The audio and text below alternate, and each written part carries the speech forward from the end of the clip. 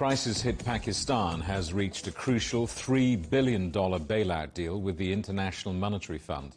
The short-term loan is a vital lifeline for the country, which is teetering on the brink of default. The country of 230 million people is facing its worst economic crisis since independence in 1947.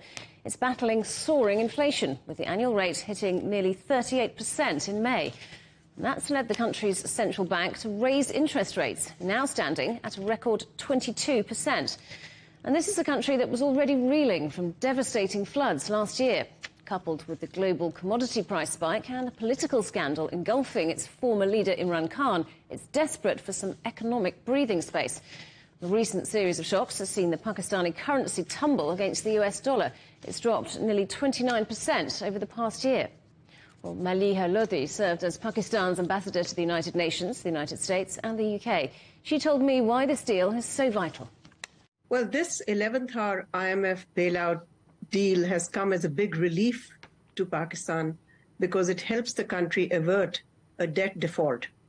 Pakistan is in the midst of its worst ever economic crisis, and given its precarious foreign exchange reserves, which cover barely not even a month of imports, and its heavy external financing requirements ahead, it desperately needed these funds from the IMF.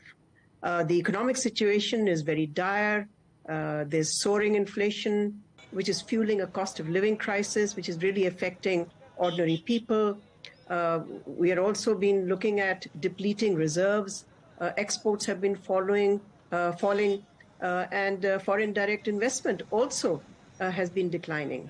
We've seen businesses shut down and, of course, many jobs, in fact, millions of jobs lost as a result. So really the need for economic stability is urgent because Pakistan's balance of payments crisis had actually pushed the country to the verge of default. Now that has been averted. So this is just a short-term bailout, though, to avoid that debt default. Isn't that just putting off the moment when Pakistan's issues really need to be tackled? Yes, very much so. This is just a short-term arrangement. It's a bridging loan. Pakistan was in a long-term IMF program, but it was unable to complete that. And instead, we have this short-term arrangement. And I think we also have to remember that IMF board's approval for this standby program may still be contingent on Pakistan meeting its, not meeting, but being able to raise its tariffs on electricity and gas. But, given the country's financing requirements of almost $23 billion in the next fiscal year, which starts in July, clearly it will need more funds. So therefore, this is just a stopgap arrangement. So what's been done so far and what needs to be done to try and turn this around longer term? Well, Pakistan has long needed structural reforms, structural economic reforms, which frankly successive governments have postponed. They've simply kicked the can down the road. So what is really needed is a comprehensive plan to address Pakistan's structural issues and chart a path to sustainable growth that can actually end this vicious cycle of high budget, balance of payments deficits, rising debt, and of course chronic foreign exchange crisis, which have led to repeated IMF bailouts. We've had almost 24 of these IMF bailouts.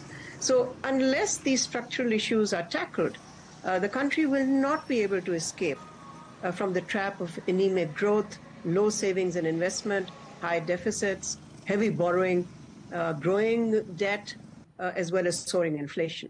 So this bailout gives a bit of breathing space, if you like, to the government to try and address these issues. How important is it that that opportunity to do so is taken now? Well, that's a big question because what is looming are general elections down the road. So the big question is whether the government will stay the course, even on the kind of measures it's taken to clinch this IMF deal. But we are now entering an election season because elections are going to be due sometime this fall. In this period, it's very unlikely that the kind of long-term measures that Pakistan clearly needs will be taken. But after the election, we have to wait and see whether the next government will have the courage, the political will, and of course the economic wisdom to tackle Pakistan's long-term problems.